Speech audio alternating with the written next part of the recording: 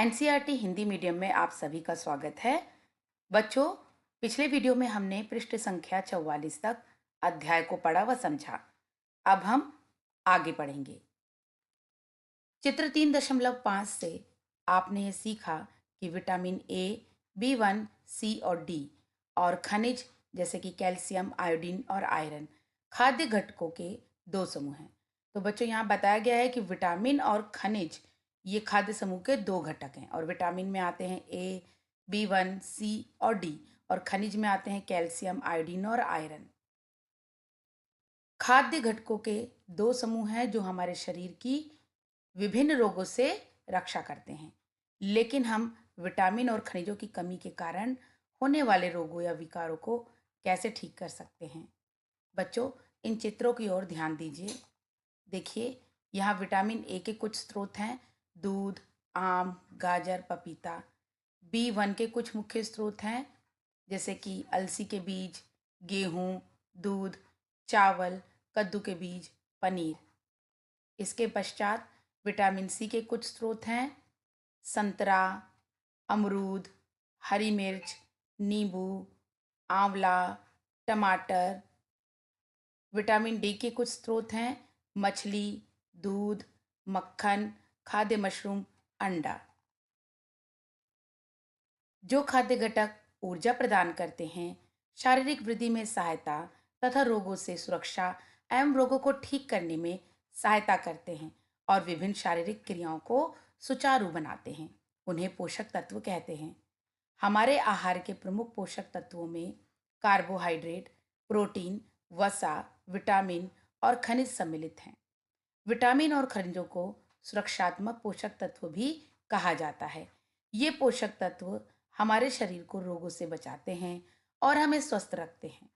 आपके माता पिता ने आपको नियमित रूप से दूध, हरे साग, फल और साबुत अनाज खाने की सलाह दी होगी। ये खाद्य पदार्थ विटामिनों और खनिजों से भरपूर हैं। चित्र 3.6 हमने देख ही लिया है बच्चों। देख रहे हैं आप? अब आगे चलते हैं। यद्यपि विटामिन और खनिजों की आवश्यकता अल्प मात्रा में ही होती है, लेकिन वे हमारे शरीर को स्वस्थ रखने के लिए आवश्यक हैं। कच्ची और पकी हुई साग भाजी में आप क्या अंतर देखते हैं? क्या आपने कभी देखा है कि पकाए जाने पर साग भाजी कभी कभी अपना चटक रंग खो देती है या नरम और कम कुरकुरी हो जाती है? खाना पकाते समय उच्च ताप के कारण उनमें से विटामिन सी और कुछ पोषक तत्व भी नष्ट हो जाते हैं। क्या हमारे आहार में कुछ फलों और कच्चे साग भाजी को सम्मिलित करना बुद्धिमानी नहीं होगी? कटी हुई या छिली हुई साग भाजी और फलों को धोने से भी कुछ विटामिन नष्ट हो जाते हैं। फिर भी उपभोग से पहले सभी फलों और साग भाजी को अच्छे से धोया जाना आवश्यक है। अब देखिए, यहाँ पे ये क्या चर्चा हो रही है। क्या हमें सभी पोषक तत्व पौधों और जंतुओं से प्राप्त होते हैं? यहाँ देखिए, नहीं। नमक जैसे पोषक तत्व समुद्र के पानी या चट्टानों से प्राप्त किए जा सकते हैं। साथ ही सूरज की रोशनी के संपर्क में आने पर हमारे शरीर में प्राकृतिक रूप से विटामिन डी बनता है। फल और साग आहारीय रेशे यानी फाइबर से भरपूर होते हैं। आइए देखते हैं कि आहारीय रेशे हमारे लिए किस प्रकार लाभदायक हैं। आवश्यक पोषक तत्वों के अतिरिक्त हमारे शरीर को आहारीय रेशों और जल की आवश्यकता होती है।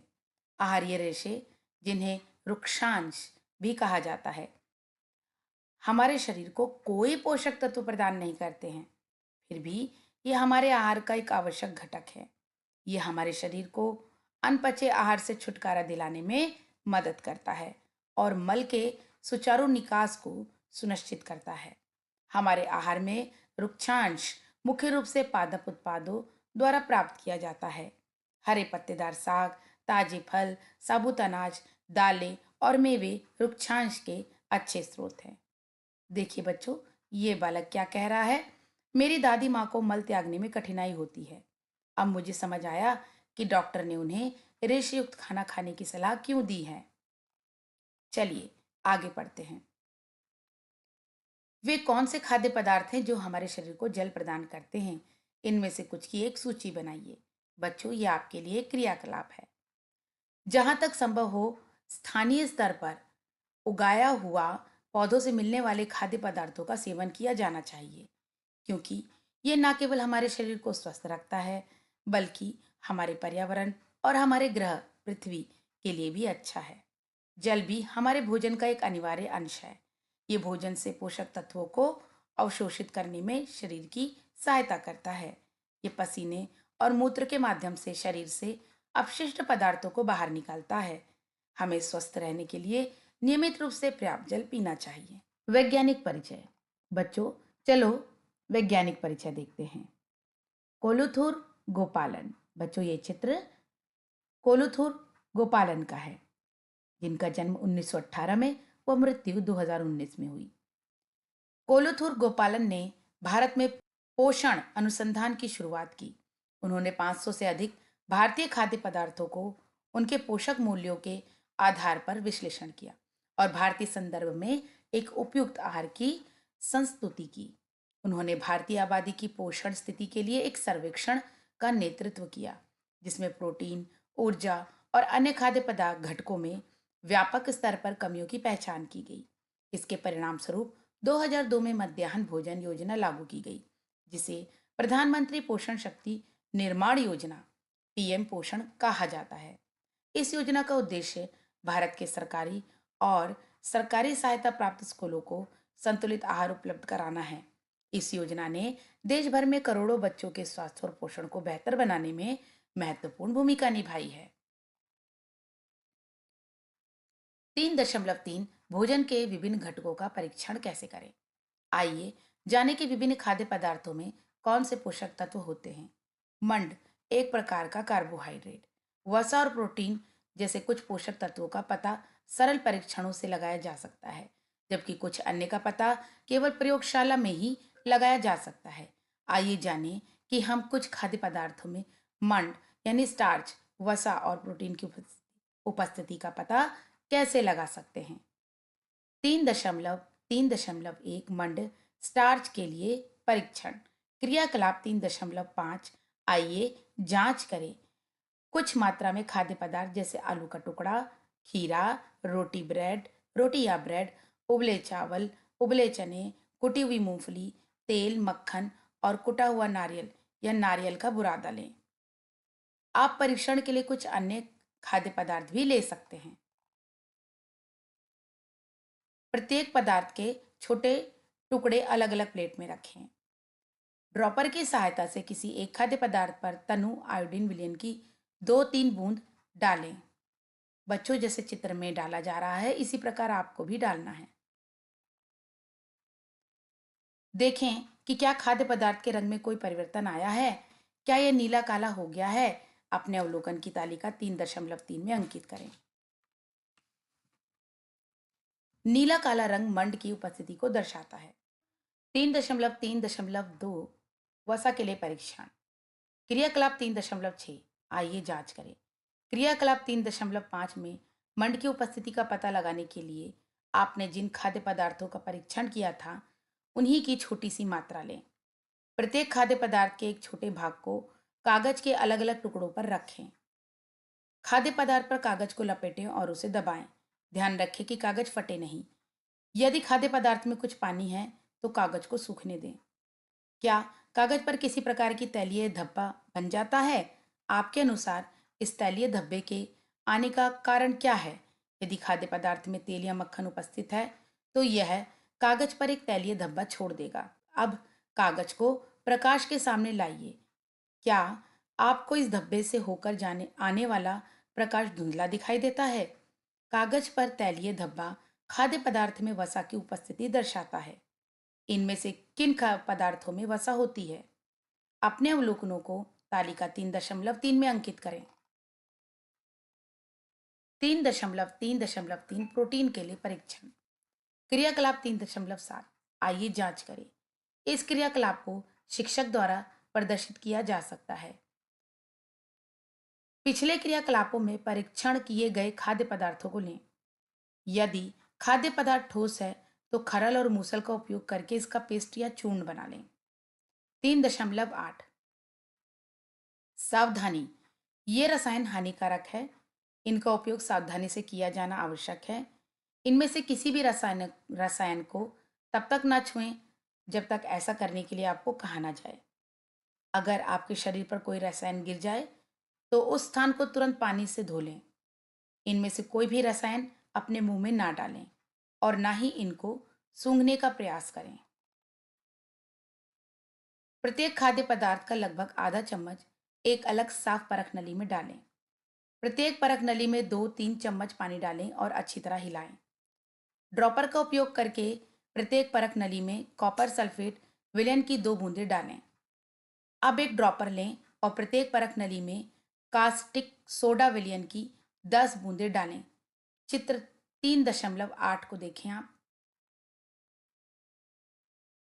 परख नलियों को अच्छी तरह हिलाएं और उसके बाद उन्हें कुछ मिनट तक ऐसे ही रहने दें। ये देखिए बच्चों, इस चित्र को। चलिए आगे पढ़ते हैं। आपने क्या देखा? क्या कुछ परख नलियों के पदार्थ बैंगनी रंग के हो गए हैं? बैंगनी रंग खाद्य पदार्थों में प्रोटीन की उपस्थिति दर्शाता है। अपने अवलोकनों को तालिका 3.3 में लिखें। आप तालिका 3.3 से क्या निष्कर्ष निकाल सकते हैं? कौन से खाद्य पदार्थ एक से अधिक पोषक तत्वों की उपस्थिति दर्शाते हैं? कौन से खाद्य पदार्थ प्रोटीन और वसा दोनों की उपस्थिति दर्शाते हैं? मूंगफली में प्रोटीन और वसा दोनों की उपस्थिति देखी जाती है। यह इंगित करता है कि हम जो आहार खाते हैं उसमें कई पोषक तत्व उपस्थित हो सकते हैं। क्या कोई ऐसा खाद्य पदार्थ है जिसमें इनमें से कोई भी पोषक तत्व नहीं होता है? इनमें से किन खाद्य पदार्थों का आप प्रतिदिन सेवन करते हैं? ऐसे अन्य खाद्य पदार्थों का पता लगाने का प्रयास करें जो स्टार्च, वसा और प्रोटीन के अच्छे स्रोत हों। चलिए बच्चों, तालिका 3.3 देखते हैं। खाद्य पदार्थों में पोषक तत्वों की उपस्थिति का पता लगाना। देखिए, खाद्य पदार्थ का नाम यहाँ लिखा है, आलू, खीरा, उबले चावल, उबले चने, मूंगफली इत्यादि। परीक्षण में खाद्य पदार्थ का रंग आयोडीन परीक्षण से पहले, आयोडीन परीक्षण के बाद यहाँ पे आपको लिखना है। फिर है वसा परीक्षण में तैलीय धब्बे, अनुमान हाँ या नहीं यहाँ आपको लिखना है। फिर आपने क्या अवलोकन किया वो आपको लिखना है हाँ या नहीं में। प्रोटीन परीक्षण में खाद्य पदार्थ का रंग, प्रोटीन परीक्षण से पहले रंग और प्रोटीन परीक्षण के बाद। फिर मंड उपस्थिति है या नहीं ये लिखना है आपको। वसा उपस्थिति है या नहीं ये लिखना है। प्रोटीन उपस्थिति हाँ या नहीं में उत्तर देना है। इसी प्रकार इन सब का आपको उत्तर देना है। चलिए बच्चों आगे पढ़ते हैं। 3.4 संतुलित आहार। क्या सभी व्यक्तियों की पोषण संबंधी आवश्यकताएं समान होती हैं? क्या आपको और आपके दादा दादी या नाना नानी को एक ही प्रकार के या समान मात्रा में पोषक तत्वों की आवश्यकता होती है? आहार में पोषक तत्वों के प्रकार और मात्रा की आवश्यकता आयु, लिंग, शारीरिक गतिविधि, स्वास्थ्य स्थिति, जीवन शैली इत्यादि के अनुसार अलग अलग हो सकती है। क्रियाकलाप 3.8। आइए पता करें। आपने क्रियाकलाप 3.1 में एक सप्ताह में आपके द्वारा उपभोग किए गए खाद्य पदार्थों की एक तालिका तैयार की है। यह जांचें कि आपके आहार में वृद्धि और विकास के लिए अनिवार्य सभी पोषक और अन्य आवश्यक घटक सम्मिलित हैं या नहीं। यदि नहीं, तो जांचें कि कौन से पोषक तत्वों अथवा अन्य घटकों को इसमें सम्मिलित करने की आवश्यकता है। ऐसा आहार जिसमें शरीर की समुचित वृद्धि और विकास के लिए आवश्यक सभी पोषक तत्व, वृक्षांश और जल की सही मात्रा में हो, उसे संतुलित आहार कहते हैं। अपने आहार को संतुलित आहार बनाने के लिए आप उसमें क्या परिवर्तन करेंगे? क्रियाकलाप 3.9। आइए तुलना करें। नीचे दिए गए आलू के चिप्स और भुने हुए चने के पैकेटों पर पोषण संबंधी जानकारी लिखी है, उसे पढ़ें। देखिए बच्चों, यह है आलू का चिप्स और यह है भुना चना। चलिए देखते हैं पोषण संबंधी जानकारी दोनों की। प्रति 100 ग्राम, दोनों ही 100 ग्राम है। ऊर्जा 536 किलो कैलोरी और इसमें ऊर्जा 355 किलो कैलोरी। वसा 35.0 ग्राम, इसमें वसा 6.26 ग्राम, यानी कि इसमें वसा ज़्यादा है। कार्बोहाइड्रेट 53.0 ग्राम, इसमें कार्बोहाइड्रेट 58.58 ग्राम है, इसमें ज़्यादा है। प्रोटीन 7.0 ग्राम, इसमें प्रोटीन 18.64 ग्राम है। आहारीय रेशे जो कि अति आवश्यक है 4.8 ग्राम, और इसमें आहारीय रेशे 16.8 ग्राम है। तो बच्चों, आप देख रहे हैं कि यहाँ पर आपके बढ़ने के लिए जो आवश्यक पोषक तत्व हैं वो भुने हुए चने में पाए गए हैं ज़्यादा। तो इसका अर्थ यह हुआ कि आलू के चिप्स के बजाय यदि आप भुने हुए चनों का सेवन करेंगे तो ये आपके लिए अधिक लाभकारी है। आहार के पैकेट पर पोषण संबंधित जानकारी के आधार पर आप इनमें से कौन सा आहार चुनेंगे और क्यों? कुछ खाद्य पदार्थों में उच्च शर्करा और वसा की मात्रा के कारण अधिक कैलोरी होती है। साथ ही उनमें बहुत कम मात्रा में प्रोटीन, खनिज, विटामिन और आहारीय रेशे होते हैं। इन खाद्य पदार्थों को अस्वास्थ्यप्रद खाद्य यानी जंक फूड कहा जाता है। इन खाद्य पदार्थों में आलू के चिप्स, टॉफी, कार्बोनेटेड पेय शामिल हैं। इन खाद्य पदार्थों का अधिक सेवन करना हमारे स्वास्थ्य के लिए अच्छा नहीं है। इनके अधिक सेवन से व्यक्ति में मोटापा हो सकता है। ऐसा व्यक्ति अन्य स्वास्थ्य संबंधी रोगों से भी पीड़ित हो सकता है। आपको डॉक्टर पोशिता का कथन हमेशा याद रखना चाहिए कि स्वास्थ्य ही परम धन है। हमें स्वस्थ रहने के लिए अपने शरीर पर ध्यान रखना चाहिए। स्वस्थ शरीर के लिए संतुलित आहार लेना, जंक फूड से परहेज करना आवश्यक है। खुशहाल व सुखी जीवन जीने के लिए अच्छा स्वास्थ्य अनिवार्य है। क्रियाकलाप 3.9 में जिन दो खाद्य पदार्थों का अध्ययन किया गया है उनमें से किसको जंक फूड के रूप में नामांकित किया जा सकता है? चलिए बच्चों, आगे पढ़ते हैं। पैकेट बंद खाद्य पदार्थों के पैकेट पर पोषक तत्वों के बारे में जानकारी होनी चाहिए। जानकारी में प्रत्येक पोषक तत्वों की मात्रा सूचीबद्ध होनी चाहिए। कभी कभी प्रबलीकरण यानी कि फोर्टिफिकेशन के दौरान आहार की पोषण गुणवत्ता को बेहतर बनाने के लिए उसमें अधिक पोषक तत्व मिलाए जाते हैं। आयोडीन युक्त नमक और शिशु आहार फोर्टिफाइड खाद्य पदार्थों के उदाहरण हैं। भारतीय खाद्य सुरक्षा और मानव प्राधिकरण यानी FSSAI एक सरकारी एजेंसी है जो भारत में खाद्य गुणवत्ता को नियंत्रित करती है। बच्चों, आपने कुछ खाद्य पदार्थों के पैकेट पे यह चिन्ह अवश्य देखा होगा। चलिए आगे बढ़ते हैं। 3.5 मिलेट यानी मोटा अनाज, पोषक अनाज। बच्चों, मोटा अनाज को इंग्लिश में मिलेट कहा जाता है। संभवतः आपने ज्वार, बाजरा, रागी और सांवा जैसे अनाजों के बारे में सुना होगा। ये भारत की देशज फसलें हैं। चित्र 3.9 देखिए, ये सांवा वार्नयार्ड मिलेट है। ये इन्हें अलग अलग जलवायु परिस्थितियों से सहजता से उगाया जा सकता है। इन अत्यधिक पौष्टिक अनाजों को कंदन यानी मिलेट भी कहा जाता है। क्या आपने कभी कंद कंद से बने खाद्य पदार्थ खाए हैं? चलिए आगे पढ़ते हैं। कंद छोटे आकार के अनाज होते हैं और सदियों से भारतीय आहार का अभिन्न अंग रहे हैं। ये अपने अनगिनत स्वास्थ्य लाभों के कारण फिर से लोकप्रिय हो रहे हैं।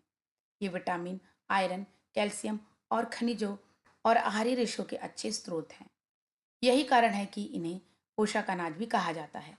ये हमारे शरीर के सामान्य कामकाज के लिए आवश्यक संतुलित आहार में महत्वपूर्ण योगदान देते हैं।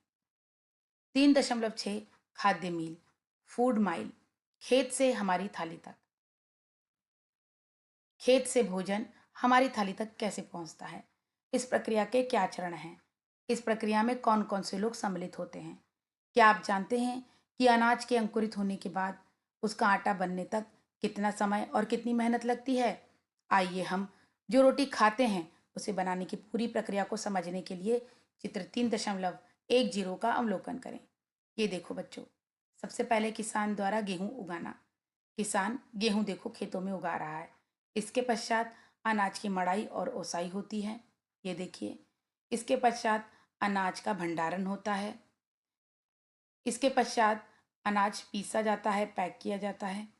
इसके पश्चात खुदरा दुकान तक पहुंचाया जाता है और फिर वहां हम खरीदते हैं और हमारी माता जी या हम स्वयं भी बनाकर अपनी थाली में सजाकर उसका सेवन करते हैं। गेहूं या किसी अन्य खाद्य पदार्थ के थैले द्वारा उत्पादक से उपभोक्ता तक तय की गई कुल दूरी को उसका खाद्य मील यानी फूड माइल कहा जाता है। खाद्य मील को कम करना महत्वपूर्ण है क्योंकि इससे परिवहन के दौरान लागत, प्रदूषण को कम करने में सहायता मिलती है। इससे स्थानीय किसानों के व्यवसायों को सहायता मिलती है और यह हमारे भोजन को अधिक ताजा और स्वस्थ रखता है। बहुत से लोग भोजन को अपनी थाली में बिना खाए छोड़कर उसे बर्बाद करते हैं। हमें ये याद रखना चाहिए कि हमारे किसान और समुदाय के अन्य सदस्य खेत से हमारी थाली तक भोजन पहुंचाने में कितना समय लगाते हैं और कितना श्रम करते हैं। हमें उतना ही भोजन अपनी थाली में लेना चाहिए जितना हम खा सकें। इससे भोजन की बर्बादी कम होती है। भोजन को खेत से थाली तक पहुंचाने में सम्मिलित विभिन्न प्रक्रियाओं की समय सीमा टाइमलाइन का पता लगाने का प्रयास करें। चित्र 3.10। देखिए यहाँ क्या प्रश्न है। स्थानीय भोजन खाने से किस प्रकार खाद्य मील को कम किया जा सकता है, इसका पता लगाइए बच्चों। देखिए अंत में लिखा है स्वस्थ खाएं, मिल बांट कर खाएं और खाने का सम्मान करें, स्थानीय उत्पादकों का समर्थन करें। तो इसके साथ ही बच्चों ये हमारा अध्याय समाप्त हो गया है। अगले वीडियो में हम इससे संबंधित प्रश्न उत्तर पर चर्चा करेंगे। मिलते हैं नेक्स्ट वीडियो में। Goodbye everyone.